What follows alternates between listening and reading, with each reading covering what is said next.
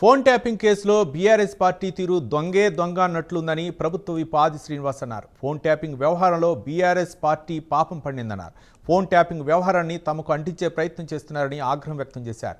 అమెరికాలో దాగినా సరే పట్టుకొని వచ్చి విచారణ చేయిస్తున్నామన్నారు. పండింది ప్రతిపక్షానికే పరిమితమైంది. లోకసభ ఎన్నికలకు వచ్చే వరకు జీరోకే పరిమితమైన వాళ్ళ తీరులో మార్పు కనిపించడం లేదు.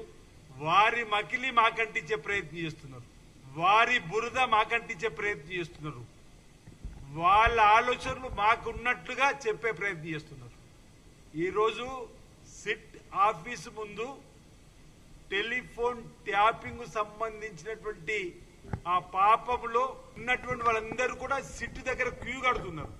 సూత్రధారులు దొరకవలసిన అవసరం ఉంది, పాత్రధారులు దొరకవలసిన అవసరం ఉంది.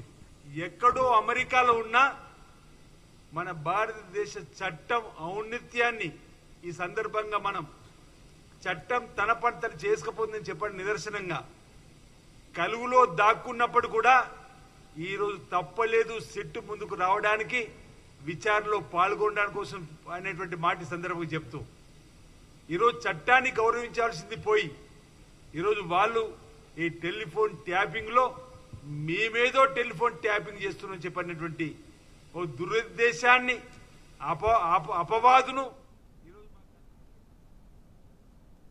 ఫోన్ ట్యాపింగ్ లో బీఆర్ఎస్ పాపం పండింది ప్రతిపక్షానికే పరిమితమైంది. లోకసభ ఎన్నికలకు వచ్చే వరకు జీరోకే పరిమితమైన